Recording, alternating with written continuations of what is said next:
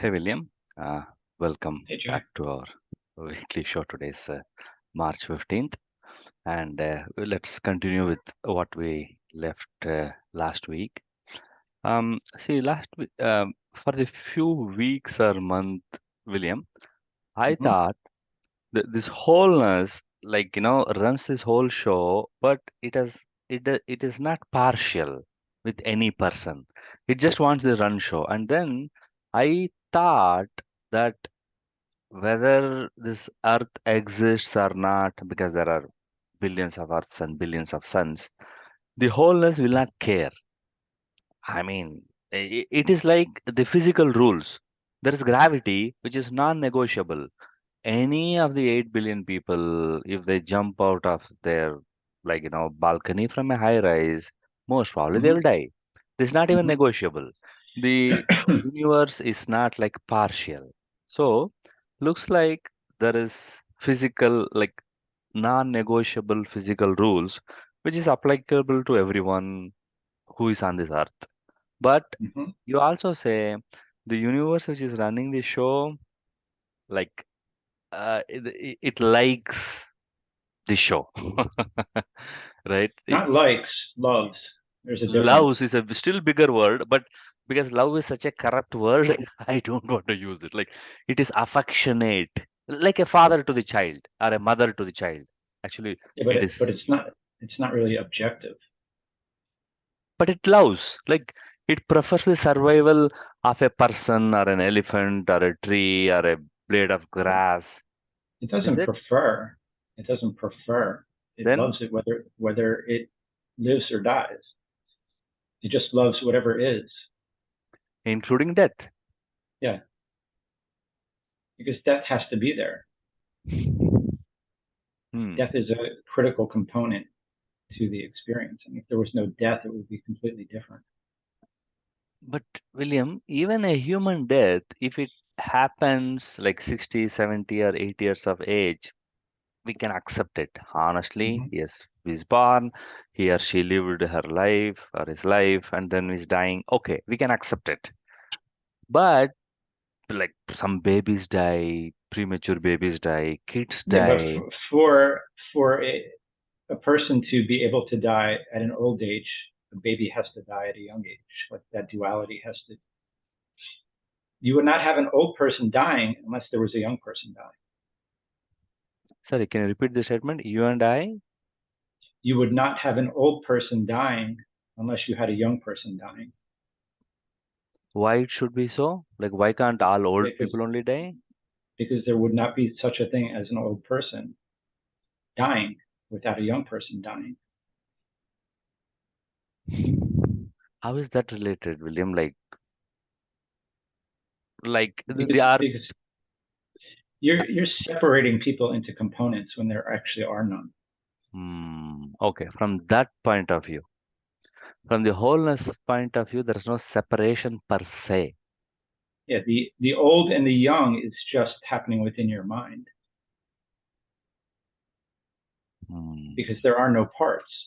It's just the universe in that whole state moving moment by moment. So the whole idea of like preferring an older person to die versus a younger person is kind of irrelevant because there are no individuals.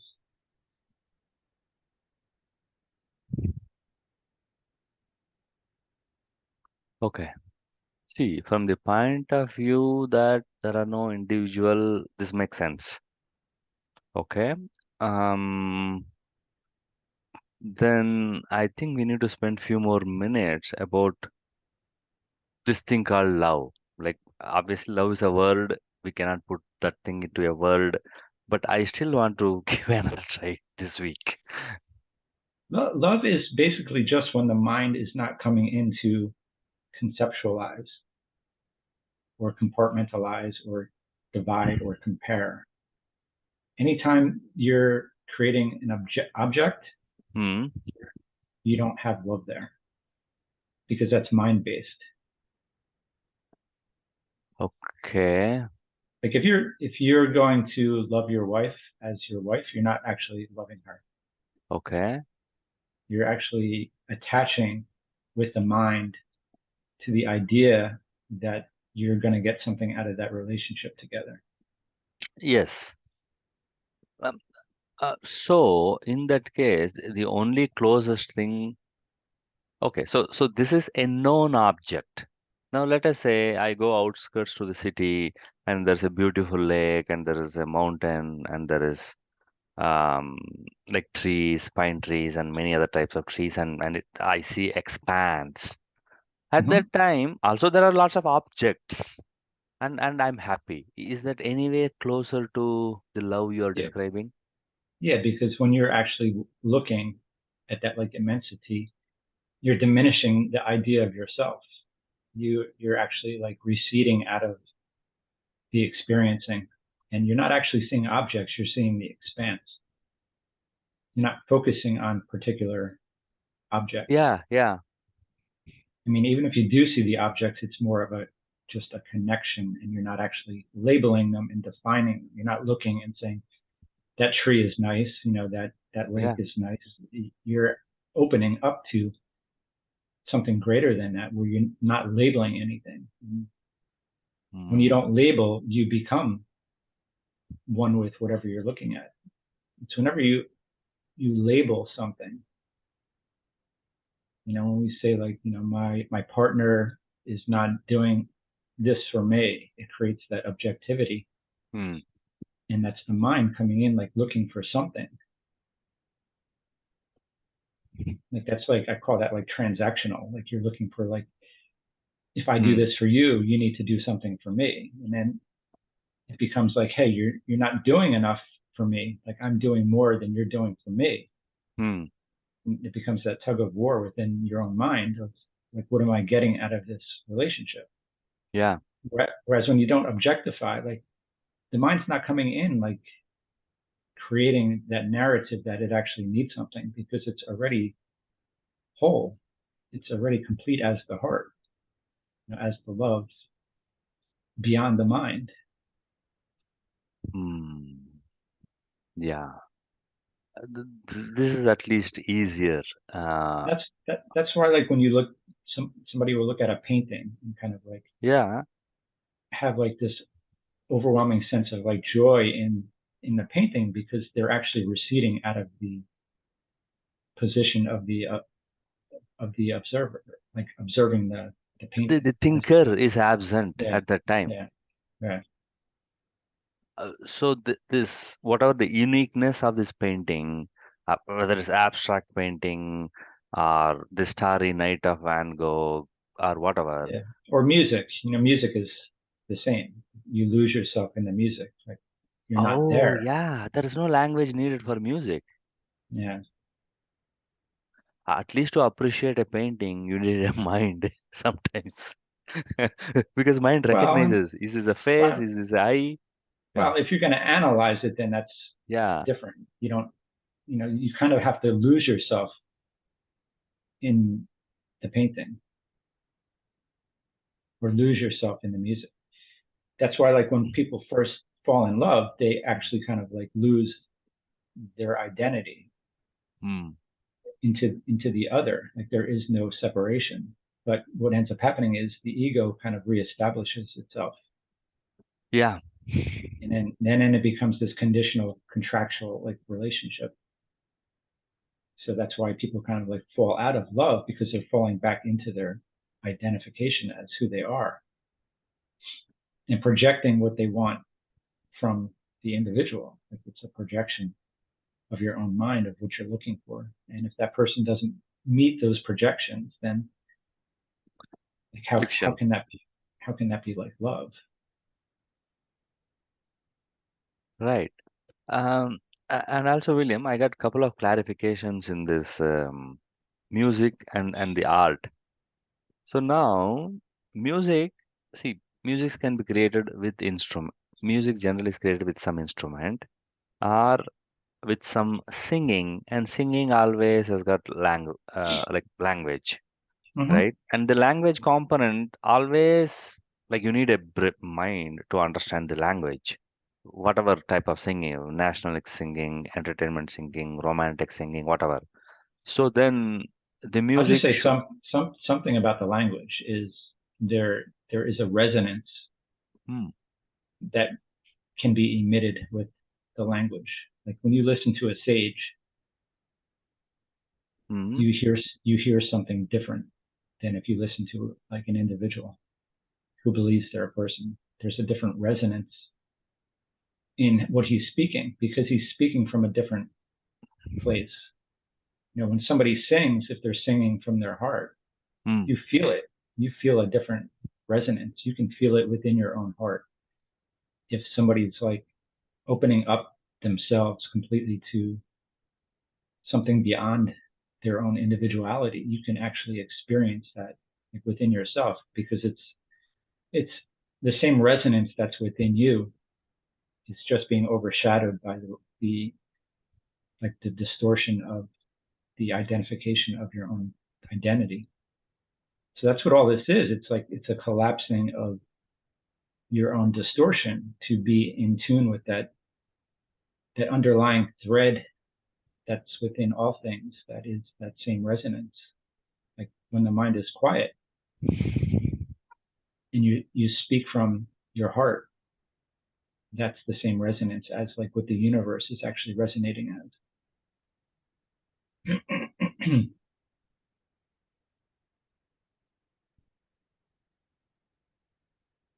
Okay.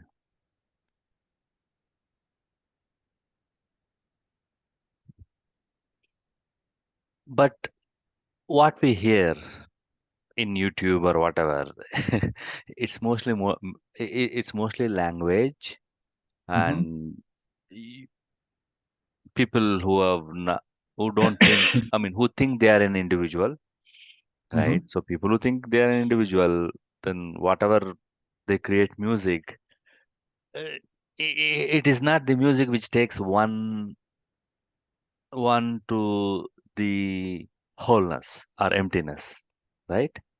It could be. Hmm. But they are individuals, like Yeah, they are, yeah. but like an artist opens themselves up to something beyond the idea of themselves, even though they think of themselves as individuals. When they're actually creating art, they're letting go of that idea. I mean, the great artists, they're letting go of that idea of who they are, and they're opening up to something greater than themselves. And you can tell, like the great artists, like those are the ones that make you feel like something within you. Okay. So the artist has got a skill, painting, flute, or whatever.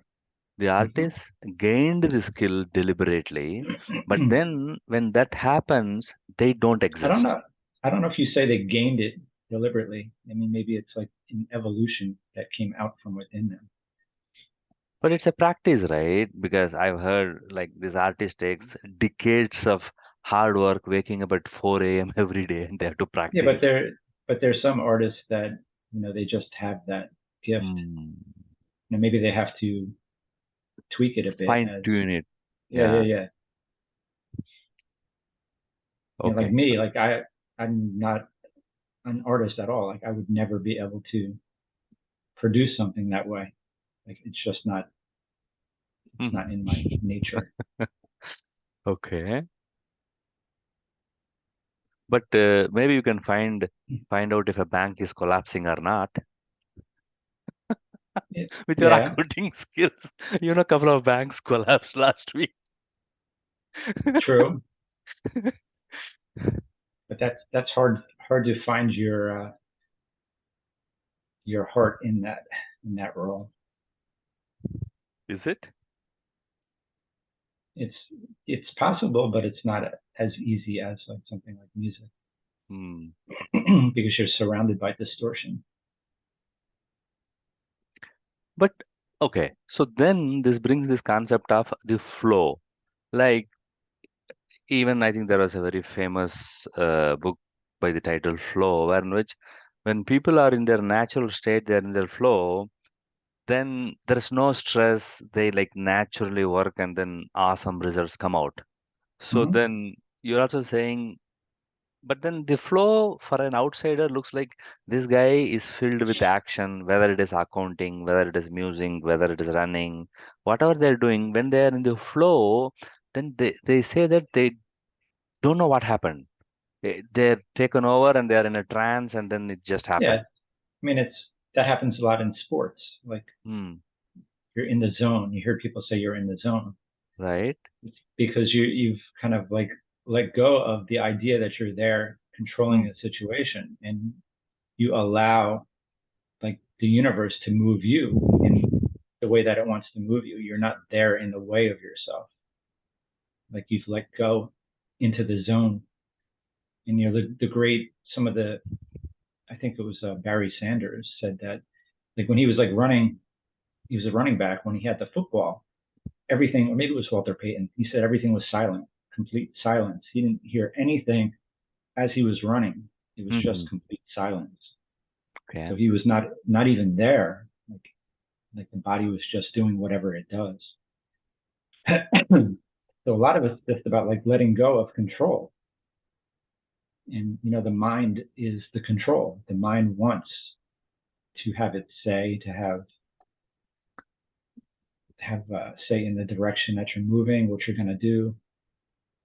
Like I tweeted something out about like planning. Like everybody wants to know what their future Yeah. is going to behold, and you're creating distortion in terms of what your natural state is.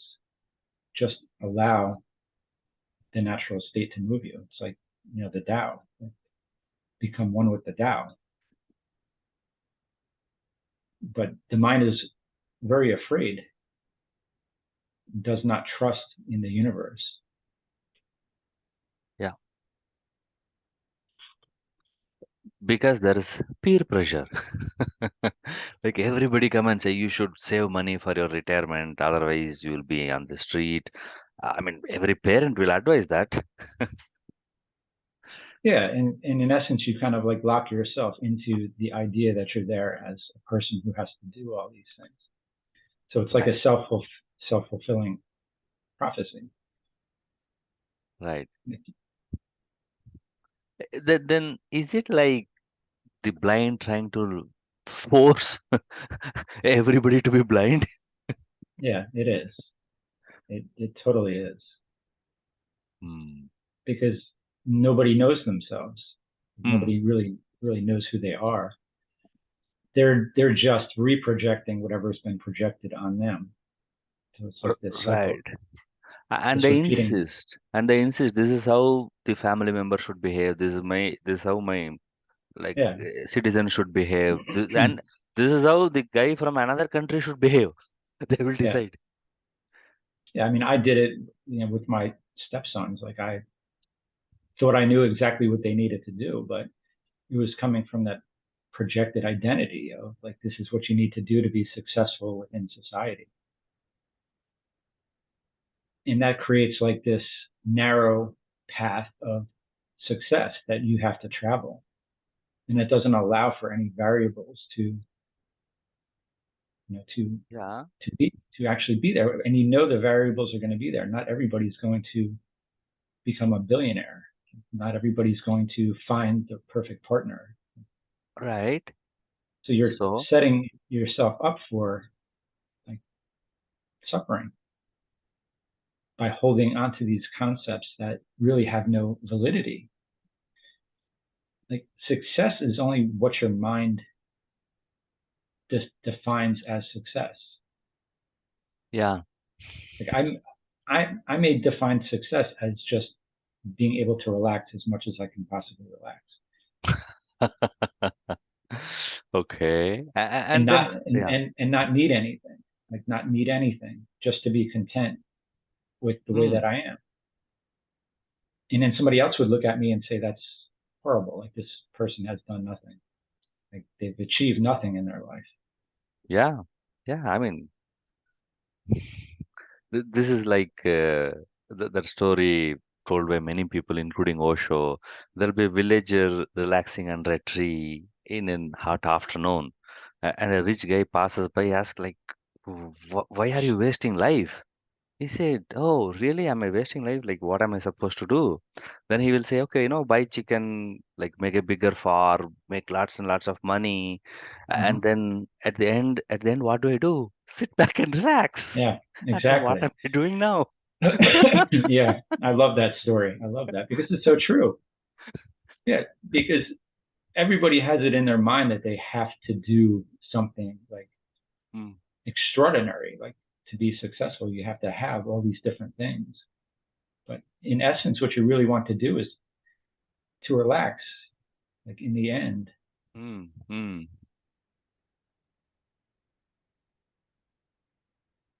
Okay, but two questions. Even when we were younger, the whole society, all 8 billion people, brainwashes all innocent children that you should be ambitious, you should be richer, you should be beautifuler, you should be muscular, or whatever 100 definitions the society has got, right? Hmm. So, so then there is very, very less chance or choice for an innocent child to know reality then. Yeah, I mean, they know it as a child, they know it when they are a child. And then that's kind of like the fall from grace is becoming that individual. And in a sense, what you're doing is you're falling out of like what you were to lose it, to come back and remember it and to be able to appreciate it. Like, I don't think you really appreciate it like when you're a child. Yeah, You yeah, you appreciate it afterwards when you realize what you actually had. right. Like the innocence that you saw back then, like you can appreciate like what you had. But what ends up happening is you regain that innocence because you when you awaken back away from the mind, you're returning to like that childlike innocence again. Hmm. And so you're experiencing it with the appreciation that you didn't actually have before. Hmm. So in a sense, you kind of need to fall out of it to really come to appreciate like what that was. Okay. So then William, mind is then mostly society. It is. That's what it is. It's the societal mind. Okay. Can you speak more about like why is it a societal mind? And yeah, if an innocent child is born in a jungle without anyone, it doesn't have societal mind. It thinks it's another animal, and then there is neither corruption nor coming back to innocence, Mm. most probably. So so is it how we have evolved that it it has to start innocence with innocence, and then it has to corrupt, and only then it can have the appreciation. I Is would it? say yes, yes, Hmm. because you have to have that fall from grace to understand what grace is. The societal mind is the fall from grace. Yeah, Okay. because this we say it's societal because your mind is dependent on everybody else. Right, right. Like Yeah. like you're a reflection of whoever you've Grow with. Yeah, interacted exactly. with. Okay. Yeah, so you're actually who everybody else told you to be. Like you're not Hmm. actually who you decided to be. You're who everybody told you should be. Your parents told you should do this, you should do that. You're this person, you should act this way, you should act that way, you should learn this. And because as a child, you don't have a choice. You just go along with whatever people are presenting to you. Whether that's like trauma or a good upbringing, like either way, you're still being like subjected to something that you're not asking for it. Right. But then, William, when anyone becomes independent, let us say goes to college, you get a decent salary or stable in life, say 25, 30, Mm-hmm. at least at that time, this question can arise, right? So at least I need not be brainwashed by anybody. I have freedom. Uh, but almost always it doesn't even arise at that time for like most of the people. Yeah, because it's such a habitual like Hmm. hypnosis that you're caught within. Like you don't even think. that you're anything other than that individual that you've come to know Yeah, yourself as. Like yeah. that question doesn't arise. Like the only time it arises when you run into some type of suffering and you say there has to be something greater than this. Like this can't be the way that my life is going to be. And then something opens up within you that starts searching for a way out of like how you feel. And then that's when grace starts to move you, like when you start to Hmm. question your own like existence. N- William, Mm-hmm. one odd thing here is that, see, suffering is what turns one to oneself, but theoretically, free time should should have is what should have turned one to oneself. But instead, free time, like as it is told, an empty mind is a devil's workshop. When Mm-hmm. somebody's got a free time, instead of turning to oneself, when somebody's got a free time, they'll think, okay, can I go out and eat? What pleasure can I have? Right? So why doesn't Yeah. an empty mind, sorry, not an empty mind, in the sense like free time, when somebody has got a free time, why doesn't it lead it back? Or then why doesn't that person or any of us like ask this question in our free time? Okay, like what am I? Like where does this thought come? What is the reality of me? Instead of asking this question, it always goes towards pleasure. Why Yeah. is Because that so? the mind is outward facing. Oh, okay. So it's always looking for something outside of itself. It doesn't even know to self-reflect and to come to understand that there is a different way to achieve contentment. It's always facing outside itself, looking for something to satisfy itself. We're pushed by our desires, and the desires only actually feel good when they're satiated. Like, and then another desire like comes up like right after we've satiated one. It's like it becomes a drug. Like your desires are your drugs. This actually links with my next question because you used the word desire. One of the insight I got is that just few weeks ago, Buddha says desire is the root cause of all evils. Uh, this is what is taught in most part of India, the summary of Buddha. But then only few months ago, I got this insight that it is not the desire, but then the cause of desire is the lack. I Mm-hmm. think I'm lacking something. Like I'm incomplete. So then, how do I complete myself? How do I um, remove this lack? Then I need to have a car, bigger car. I need to Mm-hmm. have great food. So a desire appears. Even to take a step back to desire, it is that this image of the me thinking that I'm lacking something. I'm incomplete, right? So because the mind's nature is it thinks that it is incomplete, it needs some object to complete itself. It never then it has to go outside, right? Right. So this is the initial reason of why mind goes outside is because it thinks it is lacking something, it is incomplete, so I should do then it gets into action which is associated with other human beings and uh, are something which is in this world, right? Mm-hmm. Okay, so now I have heard that Napoleon, I just faintly remember this. Napoleon keeps on giving medal to the all the military people, and somebody asked him like, why you take great pleasure in giving medals, and then he says that not only when I give medal, not only the idea of my superiority is solidified, his existence is also solidified, and then he will fight for that medal. Mm, at, at, till his death in the war field. See, it's this true. medal is a representational entity. It's a piece of metal, right?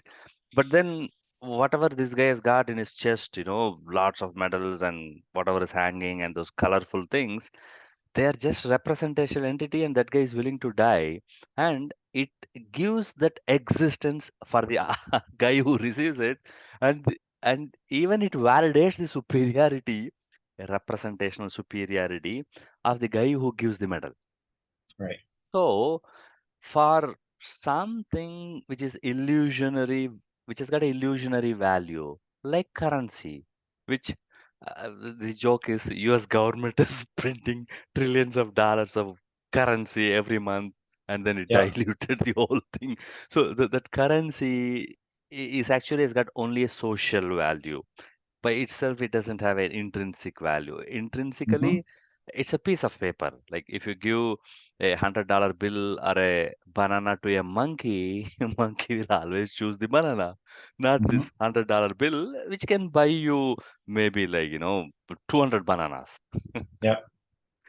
So the mind always goes towards those imaginary goals, right? Which has got social shared fiction, like getting a big military medal, like somebody has to work hard for like 20 years just for that piece of metal. He sacrificed his life. So the society always somehow gives ambitions and sets goal, and then it tells this innocent kid, hey, you should have that medal, you should have the title. I am the fastest runner in the world. I have run a full marathon under 2 hours, right? So this sort of mental ambitions the society gives to the person, and then the mind picks up one of those 100,000 targets, and then it keeps running, and it is always away from itself, Right. right? Yeah. Yeah. I mean, what basically is happening is that initial. It's probably the initial wound Hmm. of being separated at birth Oh. that has never healed Hmm. when the consciousness experienced that separation for the first time. Okay.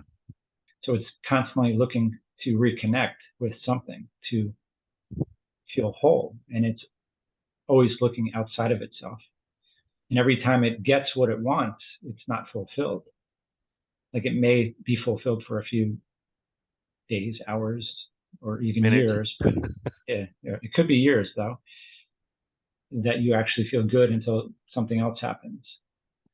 But there's always like anything that you have external to you always comes with fear. Like there's always that fear of loss. So you do have something, you found the right partner, or you never feel completely whole. There's always that underlying sense of fear that something could happen to take the situation away. So even in feeling fulfilled, you're really not, because there's a fear of loss attached to it. And the only way to be free of that is to turn inward and go back to the beginning, like back to where you were before that, that initial birth took place, that initial separation. You have to go back prior to the experiencing, prior to your first experience, to be there as the consciousness without any of this existence happening, and realize that you actually always have been whole, Hmm. and this is just an appearance that has actually happened upon you. Okay. So even that separation is also only in the appearance Mm-hmm. of the persona, the personality.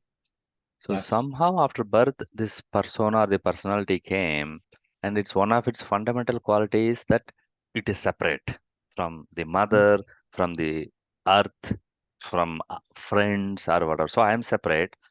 So that's a wound. So then the mind always wants to complete itself, even though its nature itself is separation, and Yes. with the aim of completion, it tries to achieve titles, money, ambition, but then anything objective, social in the earth, but then none of them is going to fulfill. Yeah, because it's you're trying to do that within the illusory section. You're not actually back at the source. You have to go back to the source that you are, the pure consciousness before the projection of this universe appeared. Because the universe is appearing as a dualistic Hmm. experiencing. The mind, like you said, the mind is division. The mind divides, the mind compares, the mind tries to become whole, but that which divides cannot become whole. Okay, that is the key. The mind whose nature itself is the division, no way it can become whole. Yeah, because Even if, the second that it objectifies something, it creates division. okay. In a sense, it fractures itself. It fractures itself by objectifying anything.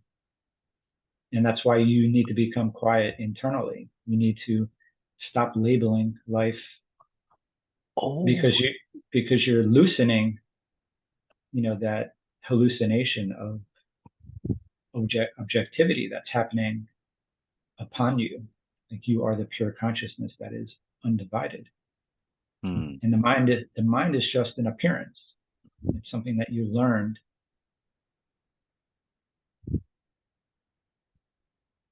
Okay. and there's no way that you can become whole within the experience.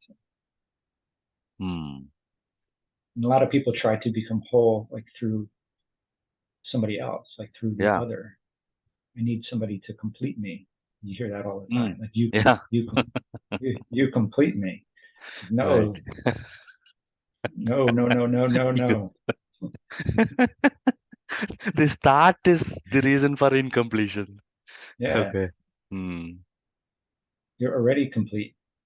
Hmm. You have to turn away from that part of you that's seeking completion. Like let that part of you die. Let it dissolve.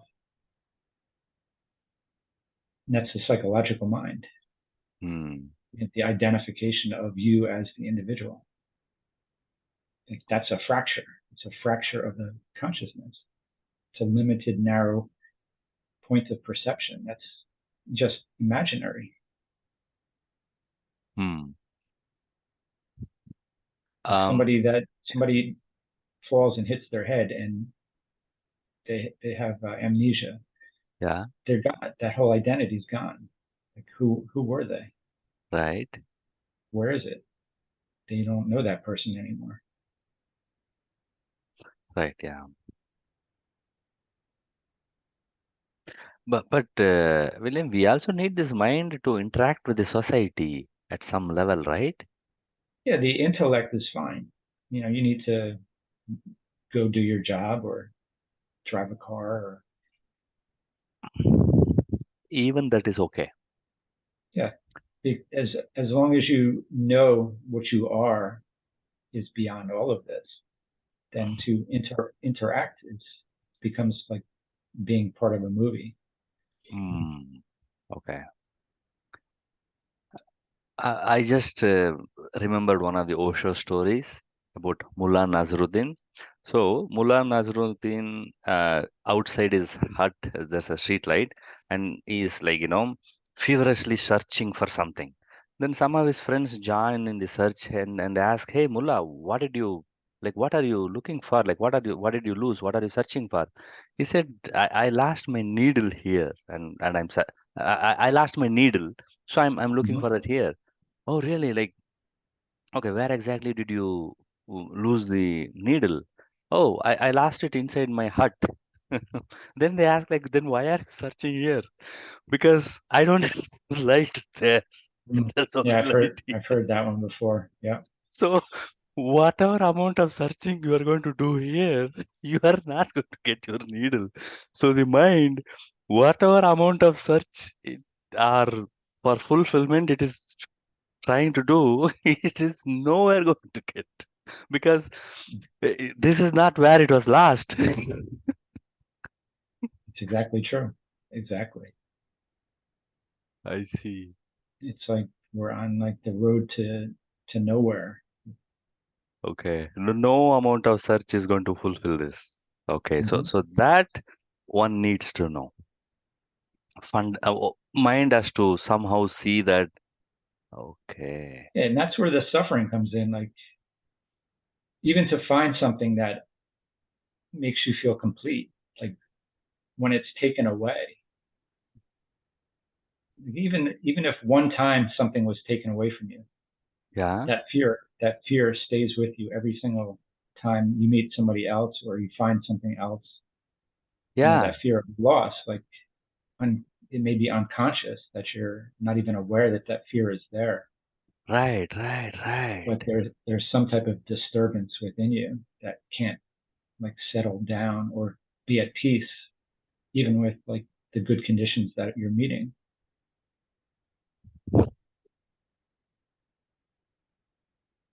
Wow. Okay. And then at some point you get so fed up like with the experience and that you're like, Yeah. I can't find anything within the experience here for me. And that's And when, then people get into addiction. well, yeah, you can go that route. You can go that route. Unfortunately. Yeah, unfortunately.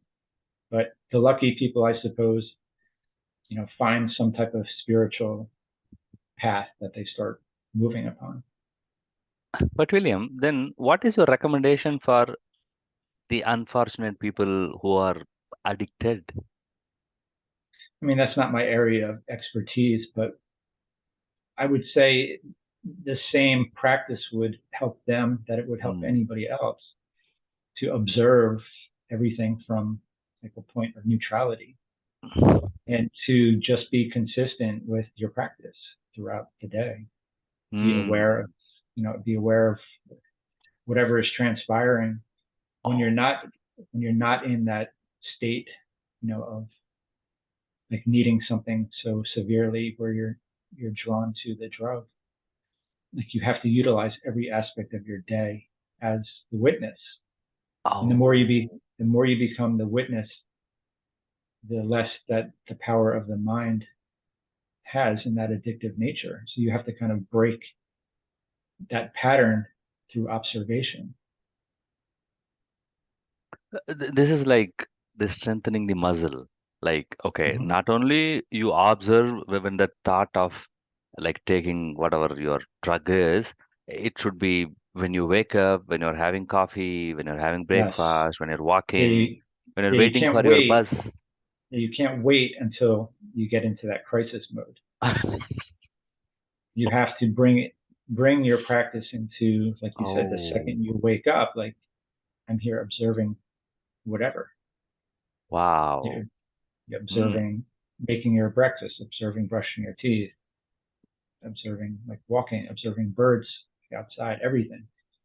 Every Hmm. moment is an opportunity to practice. And like you said, you're building your muscles and you're actually weakening the muscles of the mind because you're not feeding into that addictive nature of, because the mind is actually itself is an addiction.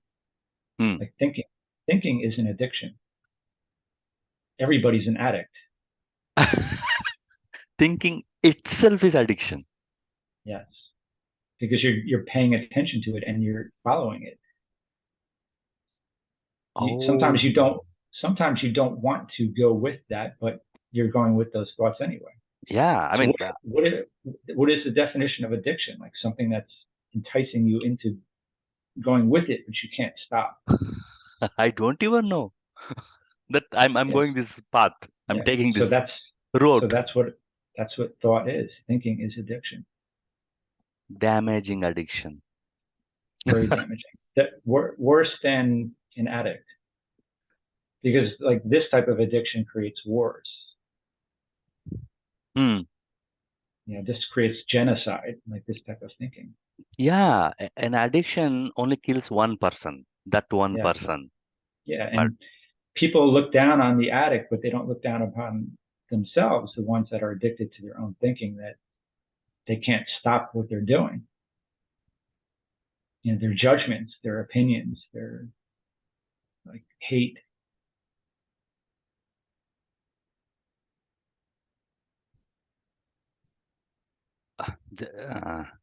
Give me 1 second. Just I was I want to bring this quote from J. Krishnamurti, which is directly related to this.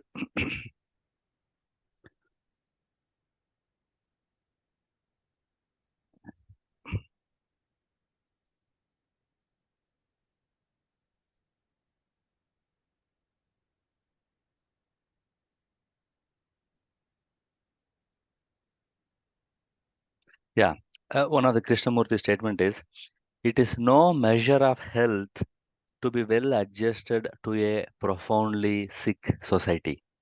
Yeah, I've heard that one before. Right? So, Yeah. in the name of getting well adjusted with the society, we get into this habit of the mind and its discipline and commitment, meeting expectations of others. Okay. Yeah, because your whole psychological history is false. William, You should. yeah, go ahead. No, go ahead. No, no, I'll let you're you go. dragging the whole rug under me. That's what has to happen. It's got to be a rug pull. The only reality I know, not what my sense organs show me, but the perception, but my autobiographical mind, my whole history. Like I was a kid, I was growing up, I'm in first grade, and then this guy is my manager, this is my bank balance. My whole autobiography is my only reality. You are Yeah, pulling the whole thing.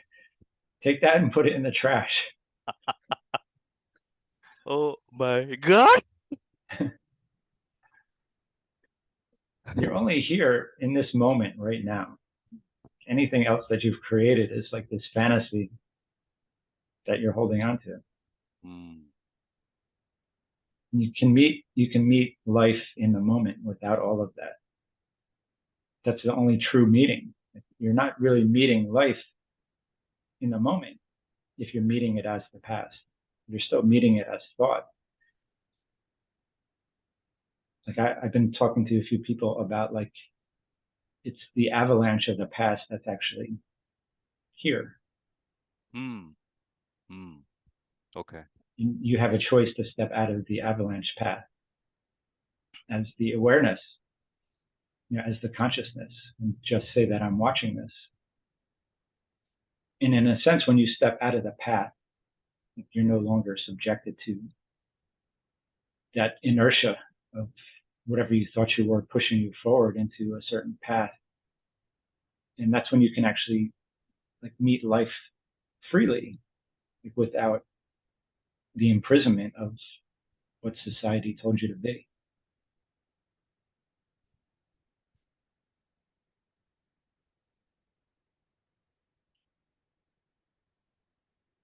Because you're not that. You're not all those thoughts and conditions and everything that you went through. Like that's not who you are. That's just a projection that has no reality. Hmm.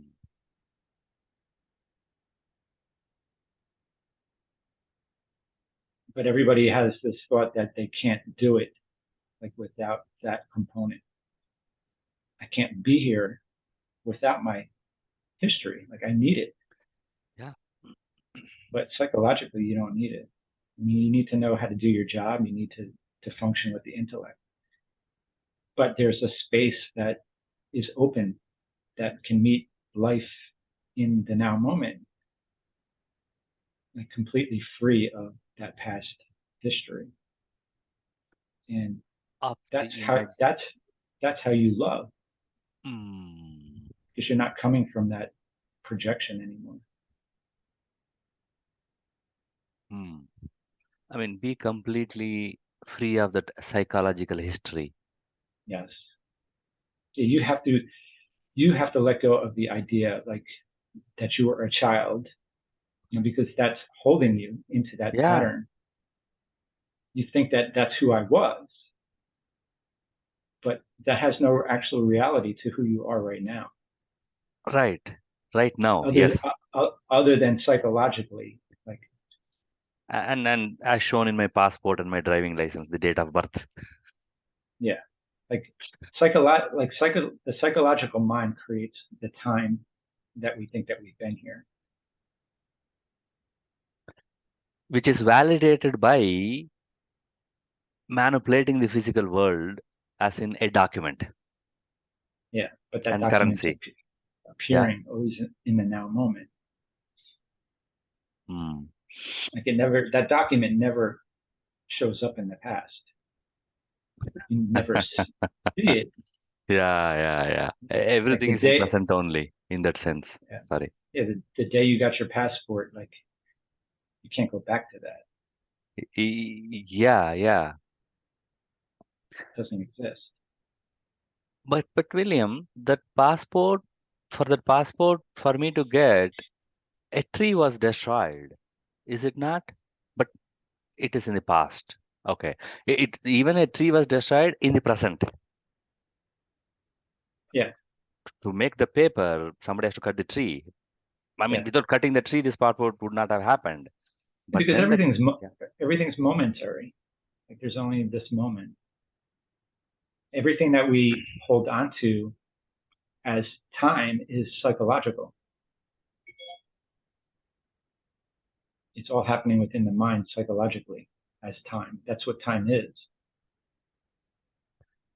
Time Then is I yeah. time is the mind's progression. But there is no reality to that. If you take that away, there's only this now moment. Okay, so see, even it is comparatively easy for me to accept that this mind per se doesn't have a reality. But the physical world, does it have some reality? It's a projection. It's arising and Oh, receding into the and moment. that projection has got some consistency. Like if I leave the cup here and if I come back tomorrow and see, this cup will be here. So the Mm-hmm. physical world has got its own nature of consistency. Yeah, it's a consistent dream. Ah, beautiful, beautiful. It is qualities also dream, but with some magic, it is consistent. Like, Mm-hmm. for example, this piece of paper, it has got life of a month or whatever, and then this cup, because it is like more solid and made out of sand, maybe it has got 5 years consistency, and this is a metal, maybe it will take 50 years to rust, Mm-hmm. right? So everything has got its own life, or until then it will stay consistent. Like even if I leave this cup for like 500 years, then it will become fully rusted and it will be like one with the sand, so it is Yeah, gone. and it's not the same cup like moment to moment because the it's a flow. It's a vibration. Even that cup is a vibration. Right. See, from the physical world's point of view, maybe it is changing every millisecond. Mm-hmm. But from my mind's point of view, it has got some consistency. But this Yeah, consistency is maintained by the physical world, whoever is running that show. yeah, that's why I said mind creates time. Like you're giving time to that cup in your mind, but in essence, the cup is never the same. The cup is its flow. The cup is vibrating moment to moment, and Uh, uh, it's flashing in and out of existence as you are, as your body is. but as we discussed last week, the mind approximates this and labels this as a cup, which I saw Mhm. yesterday. Yeah, yeah, and it's all happening within your mind. Like the whole story of your existence is your own projection within your own mind, even the physical universe.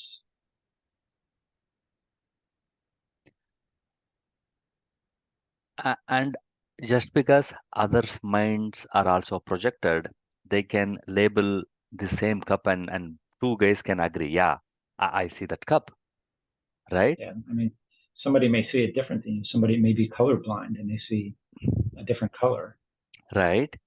than you did. So that's their projection.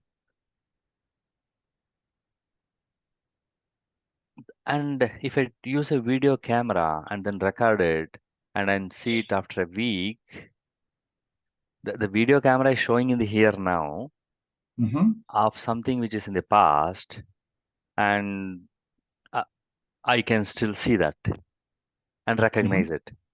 Mm-hmm. But But actually, it's it's a happening. yeah. It's happening now. It's just Oh. projecting. It's projecting the idea that I'm seeing something from the past. Mm, mm. But it's it's the projection in the present. Okay. At least the projection is always in the present. Yeah, you're looking at a new projection in the present and associating it with a projection in the past, Hmm. And even though that, even though they look exactly the same. right. It's a new projection. It's like watching. You can watch the same TV show Hmm. twice. Right, right, right. So it's equally, it's an equally TV show. Yeah. Okay, but whatever is projecting, it is timelessly present, Hmm. right? It can project 8 billion people, it can project this physical universe with billions of stars, but that whatever is projecting, the reality, which is timelessly present, but that can be known by the mind when the mind is not as a thought. Yeah. Well, it's got to be a little bit more than that because like the mind can be very cunning. Like the mind will. A lot of people will try to get a quiet mind, Okay. and But then there's no thought, but the mind is there watching that there's no thought. okay. So it becomes very subtle. Like Hmm. you can fool yourself. Like there's a lot of people that they're into non-duality, so they're looking at life as a non-dualist, but it's still coming from the mind. Okay. They haven't really let go of the fact that like everything here is like a projection of something beyond here. They're still focused in the here, like in the experiencing as it being non-dual. And that's all Oh. there is like this non-duality. Hmm. Hmm. But it's more than that. It's you actually have to become that which is beyond everything. Like you have to be it. You can't know it. If you know it as, hey, this is a non-dual experiencing, then that's itself is duality. Hmm. You you have to be it in the sense the beingness. And you said we cannot know that because it is knowingness. I- Hmm. Only because of that, all knowing happens. So this is where that knowing and being comes into picture. Yeah. And you have to recede out of the idea that you're actually having an experience. It can't be you that knows the experience to be Yeah. like non-dual or the one that has no thoughts. Like there can be people that are great meditators and they're sitting there with no thoughts whatsoever, but they never really leave the experience and like they never Hmm. come to understand that they're actually beyond all of this. They're just there as that's when somebody will be like I just feel an emptiness, like I don't feel anything, That emptiness they should feel even when they're walking, when they're waiting for the bus. even when they're talking, even when they have thoughts in their head. Wow. So it's not This, that you have to have no thoughts. It's right. that you have to be beyond the idea of the experience where a thought can arise. Oh, wow. So even beyond the idea that a thought can appear now. Wow, Yeah, it is like it becomes irrelevant whether a thought appears or not. appears or not. Oh, okay. William, even this actually I am unclear. So when somehow this personality goes away, and then somehow you know that you are that timeless projecting thing which projects even this mind. So even when the mind is functioning, Hmm. that wholeness knows that, okay, a projection is happening through William's mind, right? Is it? Yes, yes. But then when William is engaged, like using a thought, riding a bike, or waiting for a bus stop, or negotiating a crowd, then isn't it William's mind is totally engaged? Like then, how does that seeing also happen? It it can be seen or it can be let go of. Like you can kind of, like I think I said it before. Like you're watching a movie, you don't want to be watching a movie as the awareness of the one watching the movie. Like you want to let go of You are engrossed in the movie, every scene of yeah, the movie. yeah, and that's fine. But when you're Like engrossed, then the watcher of the movie doesn't exist. Like Jairam doesn't exist when I'm watching the movie. Is it not? well, he could or couldn't. Like the Okay. kind of doesn't really matter once you understand that you're beyond the experience. I see. Then you can always fall back to Yeah, that wholeness. Oh, no, it's not even falling back. You are always that wholeness. yeah, you're always there as that, and then whatever happens within the experiencing becomes just whatever is happening. Like it's okay. I mean, you can't fool yourself and be the one that's like, oh, everything is okay within the experiencing, and you're still there as the mind, Hmm. thinking that you know that there's something beyond. So you kind of like give yourself a free pass to do whatever you want to do. Hmm. Like I said, it becomes very subtle. Like you really have to sink into what you are beyond everything, and that's where like becoming more silent helps Hmm. because the distractions aren't there as much. Like if you become more Yeah. like solitary, like it helps, but that's not the answer. Like, Right, right, right. I mean, it, it also can be a corruption to the mind, like millions of yeah. monks. Hmm. They have a choice, like compared to a social person's life, his or her life is easy. Like, people in the society take care of them, give them a place to live, give them food. So, but still, as we have actually seen, millions of people are completely engaged with that role. Yeah. Yeah. Like we spoke a little bit before Right. about like all religions are that way. Oh, at least being a monk and solitary is okay. Religion Hmm. say go and kill the other religion people. Hmm. That is Yeah. worse, So sir. yeah. So it's even worse. Yeah. Yeah. So everything is the mind. Like everything is coming to understand that that's actually not what I am. And even when it does do something, when it has like certain thoughts, you already know that that's not who you are. So you can more easily turn away because the thoughts are going to keep coming. Like even though you initially have this realization that hey, I'm beyond all of this. Yeah, It's not like everything shuts off and you're mm, just there as the beyond. Like right. everything still plays. Thoughts may still appear, and a Mm, lot of it's like the old conditioning, like we talked about, like the avalanche. Like the avalanche is going to keep coming, right. but the less that you engage with that past history, like the less that it has power, and the less that it can continue to hold your attention.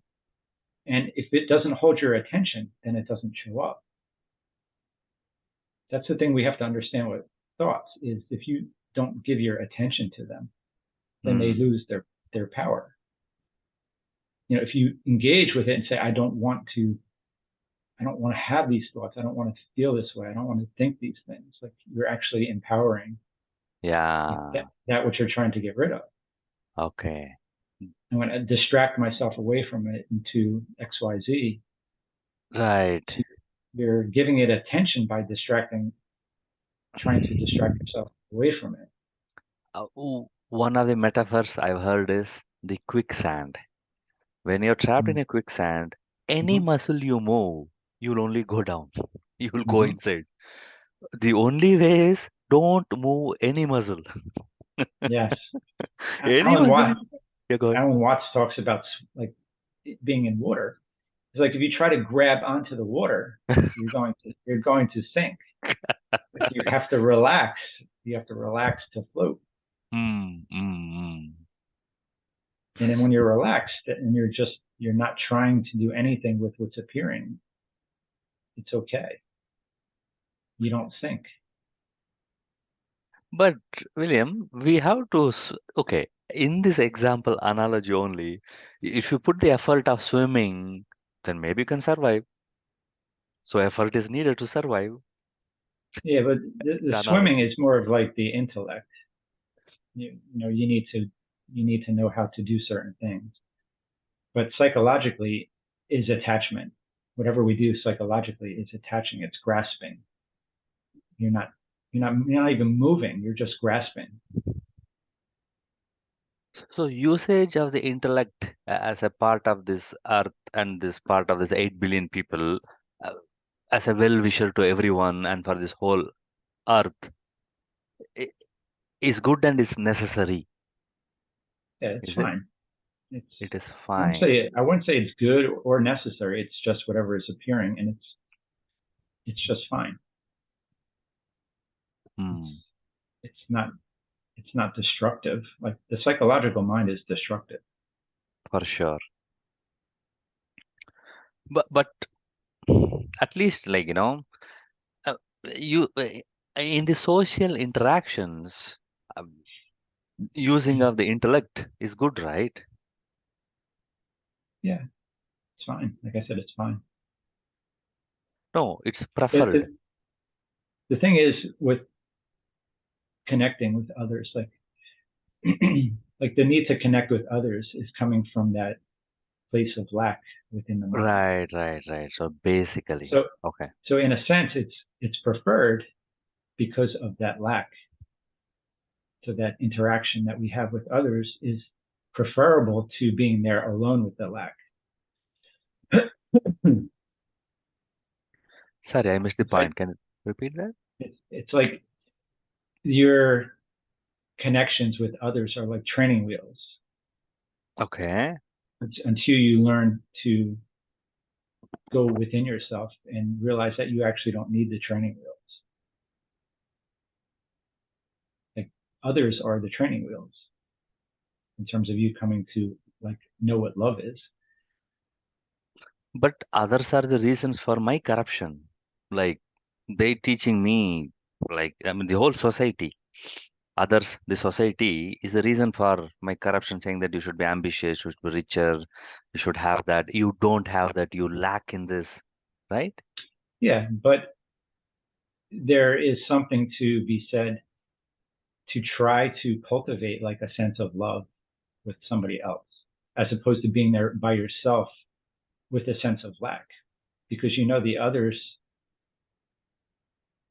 others are the source of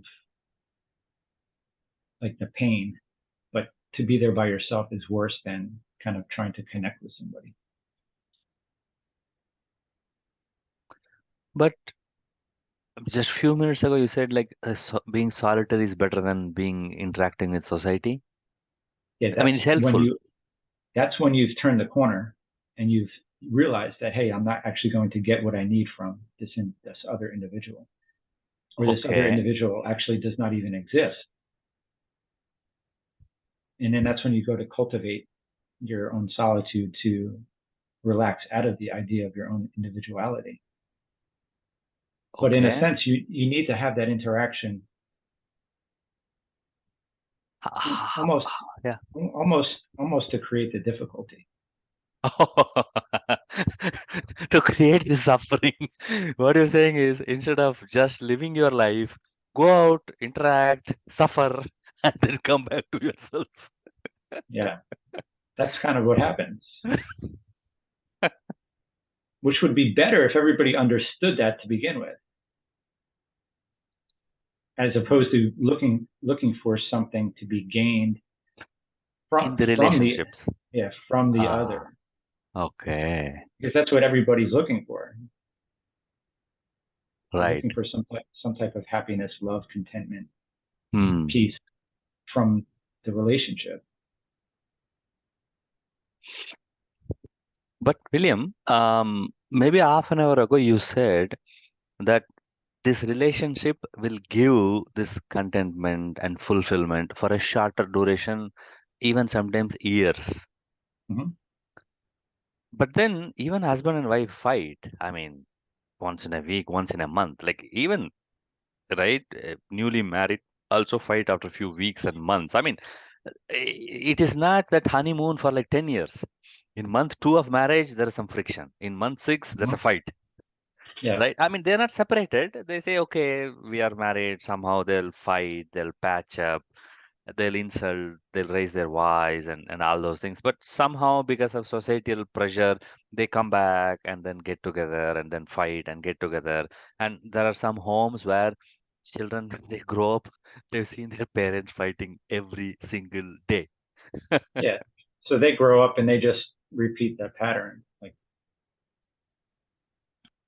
Right. So even a marriage is not like a honeymoon for many years.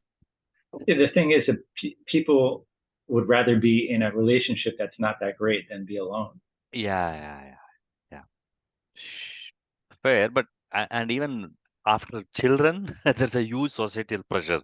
Like, how can you separate and orphan your kids? Mm. Right? No, no, it's a big no, no. You somehow patch up, somehow compromise, somehow yield, somehow live together. Yeah, Okay. I don't think there's a lot of people that are happy all the time. Yeah. And The only I way don't you're able to, the only way you're able to be happy all the time is to actually not be there as the individual. as the individual, but as that empty, real, whole, timeless, which projects this thing. Yeah, yeah, because then you have what do you what problems do you have? And only because that wholeness did not had a problem, it created all projections and create suffering and then go back to where it started. Yeah, and it's always here. It's here now. Yeah. You don't have to go anywhere to find it. Like it's just a recognition of what's already here. Recognition that you yourself are a projection, Hmm. which nobody wants to do. Nobody wants to like let go entirely. This is like that Osho Rajini story of Ramakrishna Paramahamsa about a fish which reads somewhere that something exists called ocean. And then Mm. this fish starts inquiring, have anybody seen ocean? Mm. Can you please tell me, like, direct me to the ocean? Yep. So there's lots of techniques to find out ocean, and one fish says, I know a guy who has seen an ocean who is like seven mountains away, and then this does all the journey. And but then the fish actually is born in the ocean, is living in the ocean, is not separate from the ocean, and it will die in the ocean. And even Osho says a fish sometimes can jump out of the ocean for a split second, but Mm-hmm. this projection, it is made up of this wholeness. There is no way this Yeah. Nowhere projection to can go. Yeah. Nowhere escape to. from this wholeness, right? Yeah. Okay, so we are all like at least this Advaita uh, seekers are like people like that fish which have heard this word. There is something called the ocean, which is like big deal, which is what makes everything possible. Yeah, the whole thing is like it's a cosmic joke. Hmm. Like that's when you wake up and you laugh. Are you are you kidding me? This is what I've been like worried about my whole life. I I've never actually even been there. Nothing has happened. Like I've been here watching the show the entire time. It's like waking up in the audience Right, after thinking you've been in the movie the entire time. right. And shockingly, it's not only watching the show, it is the show is made up of itself. Like gold Mhm. ornaments are made up of gold. Yeah, it is watching, it is that thing which is the whole thing is made up of. Yeah, and that's why like it's hard to be a seeker because the whole idea of like somebody seeking truth is part of the projection. Like it's part of the illusion. Like you have to see that even yourself seeking truth is the illusion. Hmm. Like you who wants to know what truth is the illusion. But at least, William, maybe that is the last illusion one can have. Yeah, I would say probably is. It is better to have that illusion, right? I mean, after projection, I mean, after this idea of this autobiography, then suffering, then seeking, and now at least you are closer instead of suffering and addiction, right? Yeah, I mean, you could be closer as an addict than somebody that's a truth seeker because you hit rock bottom and then you have an insight that, hey, this is actually not who I am. I can't control any of this. You have I'm destroyed the not whole there. of you have destroyed the whole of Buddhism. Because they say, meditate, search, work harder, seek, sacrifice, be alert. So much they say, and you're saying no. It is better to be a social guy who is even addict. Well, that's why you can't pin this down to one path. Like I said, somebody who has never even Hmm. heard of spirituality can be so despondent Hmm. that they wake up from it. Whereas somebody else has been a seeker for 25 years and is not going to get it because they can't get past the mind. They just can't get past the idea that they're here having an experience. But at least senior monks, senior Zen masters, they will know this, right? I don't So that know. they can educate. It depends. Like you Hmm. can educate somebody and not know. Yeah, yeah, yeah, yeah. Like a parrot. You can Yeah, repeat what you read and yeah. you may People, not know. there's Yeah. a lot of people that probably really seem like they understand everything, but they're just very quick intellectually. They can they can see it how it's supposed to be Hmm. intellectually. Okay. So I, Like I missed the core point. it's not an intellectual exercise. Right, right, right. Intellect is also part of the projection. Okay. Uh, yeah, that's why like sometimes people have this idea of like helping everybody to come to an understanding, but somebody who tries to help somebody who's like hurting, you may actually be actually hurting them by trying to help them. Like they may be so close Hmm. to awakening from the The suffering. projection, yeah, from the suffering. It's I think there's a saying about like the monkey trying to help the fish out of the water. Yeah, yeah, yeah. I Yeah. just saw the tweet Yeah. yesterday. Oh yeah. And in that image, there's lots of dead fishes hanging in a tree. Oh Okay. yeah. So that's why you can't put your finger on like this is how it should be done. Hmm. It has to be it's got to be something that arises within the individual. And that's why it's so difficult, because it's not something that you can really, you can't teach it to the masses so easily, because in a sense, the teaching can actually entrap them.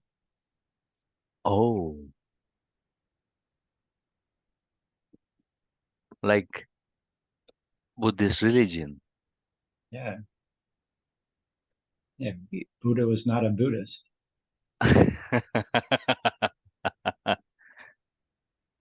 But then how come Buddha did not know this? That then why he insisted on discipline, shaving the head, and abandoning your family? I mean, it it helps when you turn that corner. Ah, okay. Hmm. So, but But it could also be a trap. yeah, it could be a trap. That's why they say everything is grace. Like it has to be grace that moves through you. And But in a sense, you have to be completely open to hmm, whatever, whatever the path is going to be. You can't have the idea that I'm going to do this through the Buddhist tradition, hmm, because it becomes a trap. Like you have to stay as a Buddhist. That's a concept, and that's a trap. Or even to say I need to be a Zen monk, which is to have no, you really don't have a religion. yeah, So yeah. you're still in a sense having the religion of having no religion. Hmm. William, you said grace.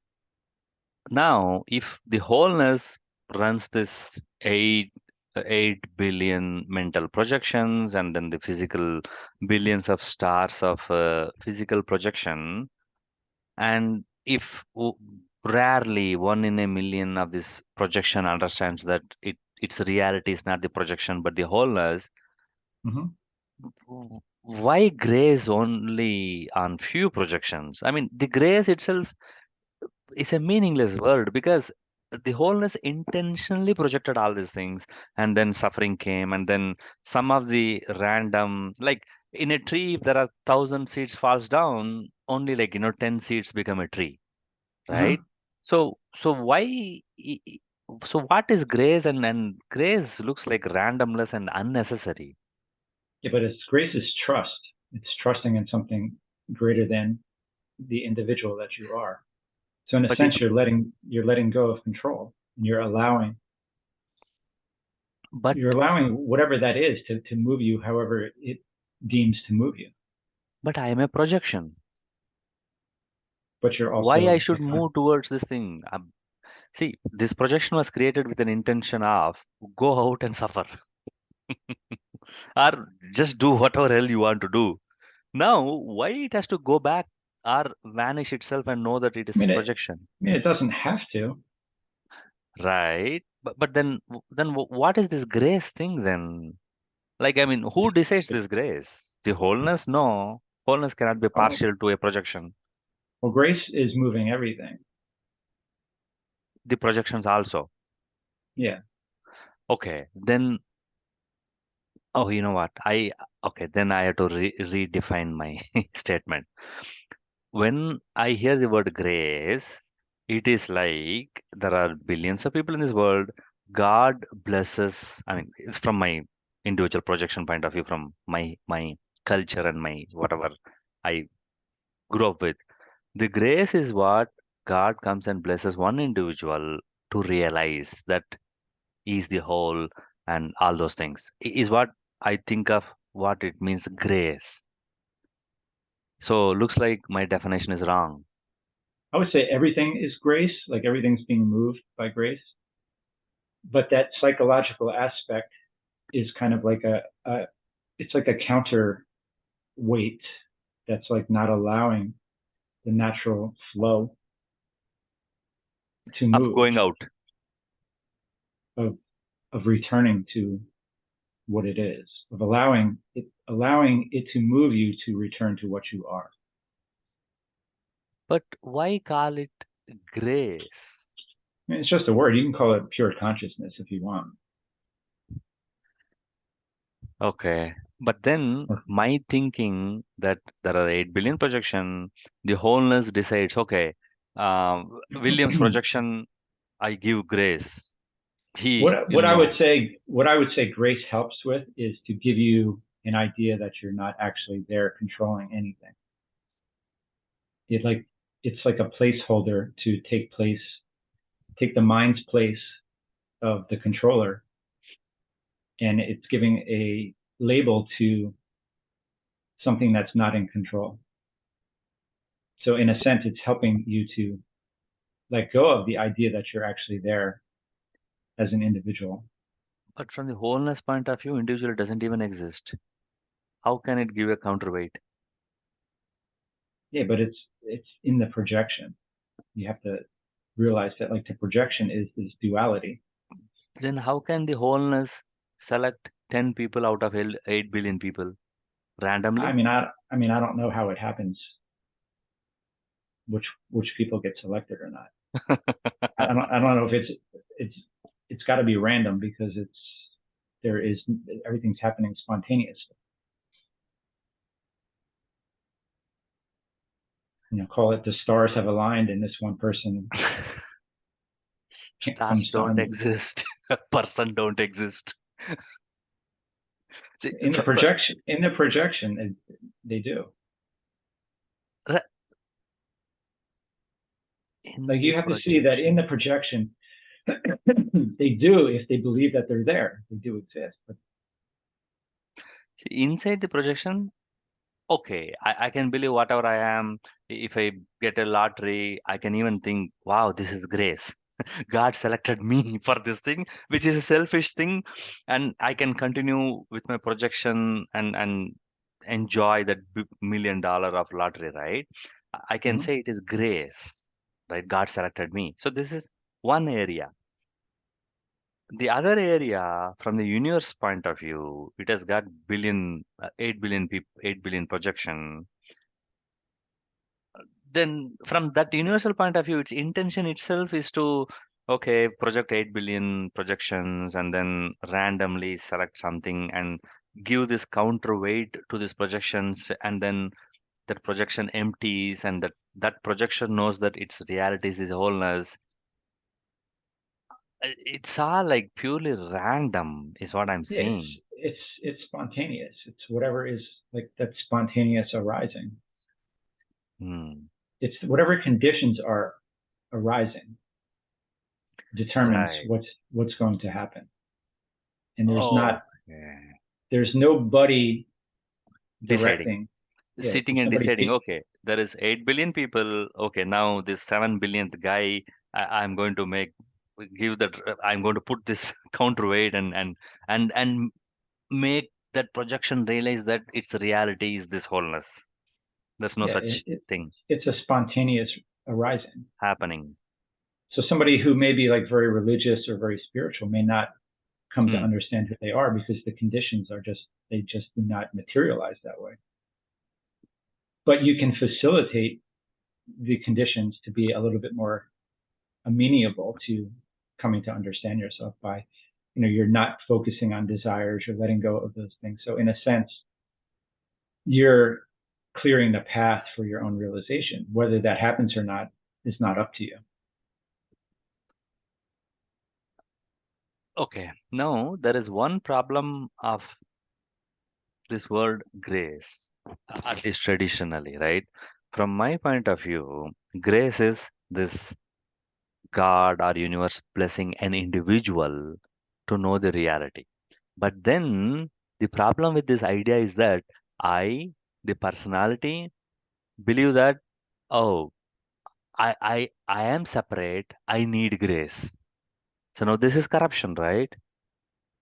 Well, what you can actually do is, and what happened for me was, you put your faith in, you know, something outside of yourself, and in the end, you actually realize that you were actually putting faith in yourself because you are actually the grace itself. And then that's when things really start to facilitate themselves because you come to the understanding that that's what you actually are. because you've entrusted your well-being to grace, which is entrusting your well-being to yourself as that pure consciousness beyond everything. So it's trusting in yourself as the pure consciousness. And what happens when you trust yourself as the pure consciousness? You come to know yourself as that. Fake it till you make it. I'm sorry That's to say that. that's that's what Nisargadatta did. He trusted what his guru told him Okay. So, until he came to that realization. That's why oh, like earnestness is like very important, hmm. because you have an earnestness in your own self. You're See, not trusting it. You're not trusting in something outside of yourself. hmm. If you trust in another object, you're misdirecting yourself. Like you trust in, I don't know, in another individual who's trying to teach you something, and you hold on to that idea. Right. So, grace is the personality in the projection trusting the whole, Mm-hmm. that the whole is running and I am not separate from the whole. Yeah, because That is grace. you're weakening the individuality. Hmm. You have to remember, it's all about facilitating the conditions, and you don't know which way the conditions need to go, though. Like we talked about, like the addict who may hit rock bottom. That's Hmm. the Hmm. conditions that needed to be facilitated for him to come to the realization that I'm beyond all of this. I can't do this anymore. Hmm. Uh, I'm But very but even tempted. Yeah. even that person who comes to that initial realization, they may Yeah. have to continue to put trust in something outside of themselves to break the patterns that are still active within the projection. So it can still help that person as well to further like come to understand the truth of who they are, and not just have that initial insight that goes away, and like so many people have had, that they fall back into the patterns of the mind. Okay. William, Nisargadatta Maharaj frequently uses the word earnestness. Can you please explain more about like, and then now what I'm seeing is earnestness in oneself. So looks like that is the key. So can you please explain what comes to your mind when you use that earnestness, and then how do you mix that with focusing on oneself? It's an earnestness to come to know who you are, to know oneself. It's a knowing that you don't know who you are as Yet, this individual. Yeah. in reality, or whatever I know is false, like Yes. initially. So you have an earnestness that the most important thing here is to come to know who I am, and nothing else supersedes that, because anything else is not the reality. Hmm. The only focus, or the one focus, or the main focus, has to be on coming to understand who I am, because that's the only reality, and that's the only thing worth knowing. Anything else is not real. So I have to be earnest in putting that as my primary focus. And you like hold that within yourself, that I'm not going to allow anything to misdirect me away from coming to understand who I am. Okay. So then, see, earnestness, English meaning, I mean, initially I thought earnestness means sincerity. But then just now, for the first time, I looked at the dictionary, it says sincere and intense conviction. Yes. Yeah, that's very critical. I should be sincere that I'm not a hypocrite, I'm not cheating, I'm not lying. I should be sincere, and I should have this intense conviction that what I think I am is untrue, but there is something really is there, and I should know the reality of myself. Hmm. Is it? Yeah, and you will feel it if you feel like something else within your life is more important than this, and you're not feeling, you're not there. Hmm. If your family, your job, all this stuff is more important, and this is like a secondary thing that you're working on, you're never going you're never going to, Right. This is because like the yeah. because that something ahead of you is always the mind. Like the mind is Yeah, always yeah, yeah. And it ha- mind can show thousand interesting things, thousand urgent things, thousand priority things. Good, sorry. Yes. yeah, no, it's exactly what you're saying that I was going to say. You always have some other issue that's important. Hmm, hmm, hmm. Uh, uh, Actually, Ramakrishna Paramahamsa's one of the stories is like very frequently told in India. That is, somebody goes and asks like, how do I realize God, right? And then Ramakrishna, because Ramakrishna Paramahamsa lives near river Ganga, Ganges. So then he Hmm. says, okay, come, let us go to take bath and also they're taking bath and then Ramakrishna Paramsa like pushes him inside the water Hmm. and then Hmm. that guy has to come out and then, okay, when your desire to see God is as urgent as you wanting air, then you'll realize God. Yeah, Not till then. that's the only time it's going to happen. Wow, okay. I mean, it's hard because you still have to juggle like your family life and take Yeah. care of what needs to be taken care of. But there has to be something else within you that has to put that ahead of whatever you're experiencing there. But Like you William, yeah, good. take care of what you can take care of, but when you have, I think it was Ramana that said like when you have free time, like your free time has to be completely dedicated to this, to truth. You can't be.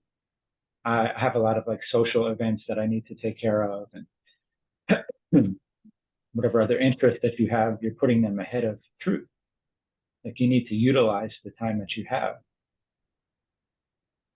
But William, every day we can free up couple of hours, and we always have weekends. Like Mm-hmm. one whole day, if somebody is seriously interested, at least one whole day, surely, especially in North America, where you are only working 40 hours a week, every day a couple of hours, depending on how comfortable you are with the work, every day couple of hours, one day in a week, surely we can spare. Yeah, but But how many people yeah, actually do that? Another thing is how many people actually even know of this subject. right, right, right, right. Yeah, It's not something that's talked about a lot. right. People are looking forward for that weekend. Thank God it is Friday because they want to engage on the weekend. Like they have Yeah, busy plans. they want the Yeah. pleasure. They want to squeeze the pleasure in because they haven't Right. had it throughout the week. Hmm. That's like the rat trap that you get caught within. Hmm.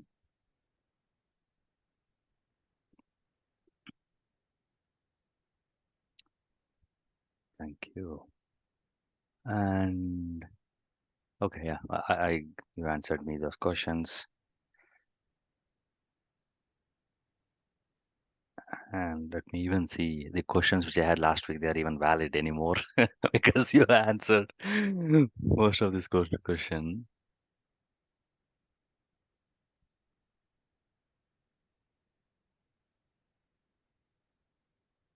Okay, maybe the last question I have today most probably is from this.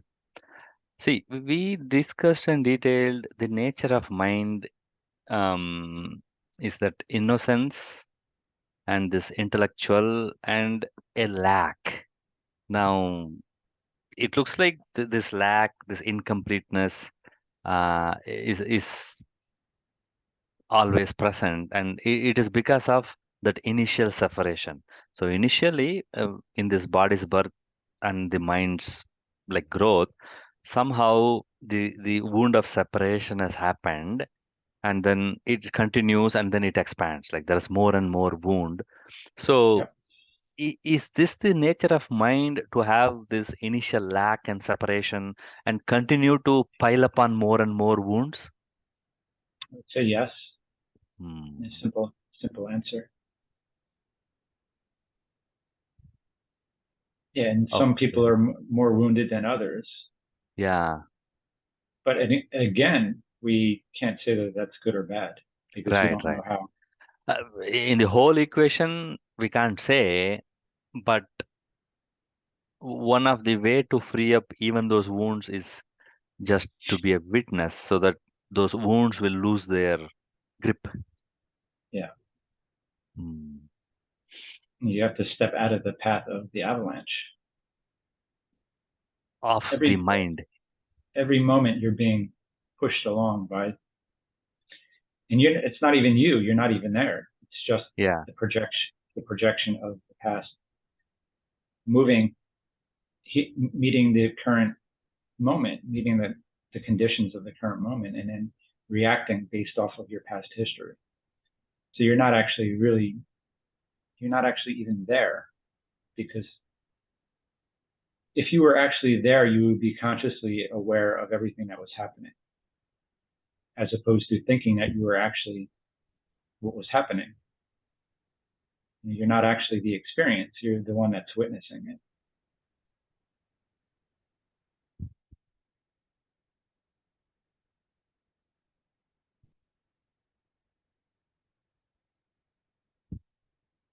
This is clearer.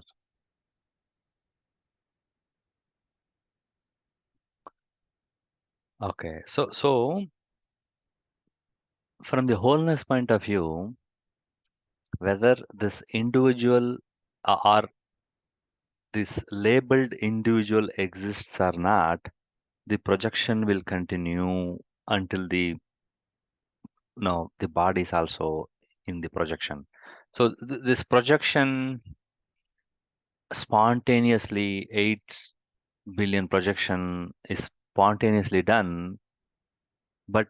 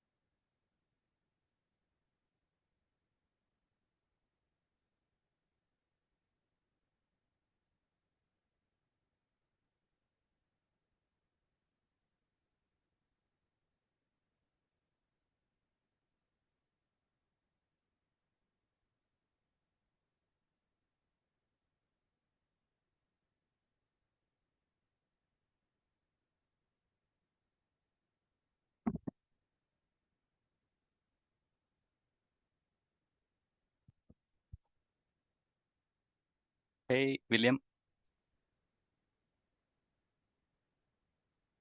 Hey, it's like my laptop froze. Oh, okay, okay. Not a problem. Yeah, I mean, we can spend another 5 more minutes. Yeah, 5 minutes, fine. Super. Okay, so there are 8 billion projection and there is physical projection and the whole universe is just having fun with all these projections. Inside one projection of let us call it as Jairam's projection, there is thoughts appear and disappear, bodies there and all those things. All projections are happening. Inside that projection, Jairam thinks that he's a personality. He is a separate personality from the projection and from the other people and the universe. But then somehow like swirl in the water or a bubble or or a wave in the ocean, um because of some happening, that so-called individual representation of Jairam's identity comes and it thinks it is real, but then it never had any reality. So, but then it goes and then there's a sleep and then it takes so many roles and it plays, but then it never ever had a reality of its own. Hmm. Okay. So that this is the understanding one should have, or one should see that the reality of himself is actually a projection. Yeah, and you have to start looking to, and you can even use your logic. I know like your mind is Yeah. very logical. Okay. Like I think I scheduled a tweet today for something about breathing. Like everybody says I'm breathing. Yeah, Like something that's a as simple, joke. huh? If somebody says they are breathing, it's a joke. It is not so. Okay, go ahead. But then we all believe, yeah, I am breathing. Yeah. Go ahead, Yeah, please. but you are the breath. Like the breath is you. Like the air that's coming into your lungs. Like if that's not there, you can't be here. So how could you possibly be having a separate experience? You have to like start doing that all the time and saying how Yeah. everything is interbeing. Like Right. if you are very logical, you have to start using the logic for for your awakening, not against it. Because it's very easy to say, I'm here making my own decisions. How could you tell me that I'm not? Like Mm. I decided to do this. I was here yesterday. Like I'm here today. I'm the same person. This is my body. Like I can touch myself. Mm. Like the logic will work against you, like, as long as you allow it to. Mm. It's you have to change your mindset to start using logic to facilitate the conditions to help your awakening. Not if you're going to be counter to it all the time and just keep trying to like poke holes in it. Yeah, then you're never going to come to the understanding Mm. because you're facilitating the conditions that are not conducive to realization. But if you turn it around and start saying, hey, I can't be here without the trees, without the earth, without the sun. Like the sun is within me. Like it's within me and I'm within like the consciousness. Mm. Like there's like the type of stuff like when you see like a log, like a flame is already within like the log. It's already there. It's waiting for the conditions for the flame to arise. Mm. And you have to see that's how life is, and you're not separate from anything. And the realization of truth is already it's already dormant within you. You need to help facilitate the conditions to allow that realization to come to fruition. And that's by buying into the idea that that's what you are. It's not Mm. trying to always poke holes in everybody else's theories. Like at some point in time, you have to make a commitment to yourself in that flow of the Tao. Like you become that, and you allow yourself to be swept away by it, as opposed to like having the logical mind keep resisting because it doesn't really understand. Use the Hmm. things that you do understand, because I know like you're very logical. Okay. So you need to start using that as like an aid as opposed to like something that's going to continue to question everything. Hmm.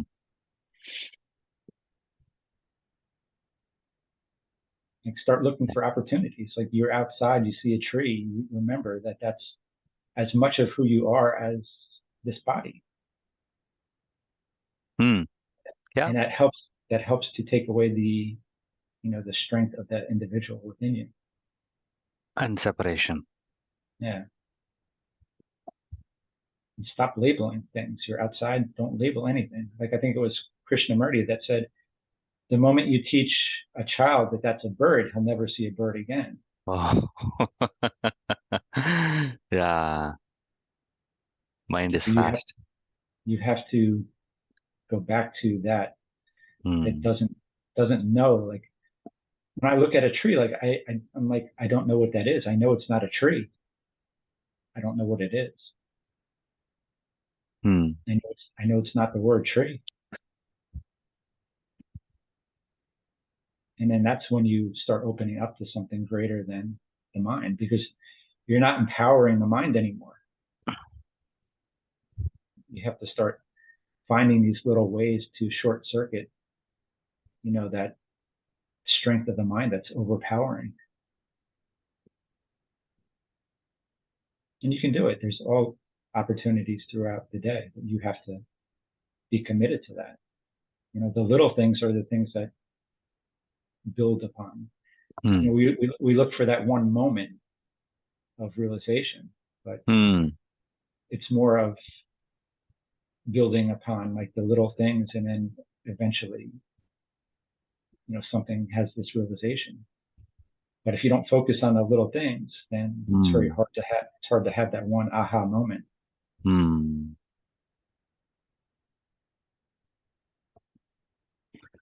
Okay, William. Thank you very much. We can Yep. end this session now. So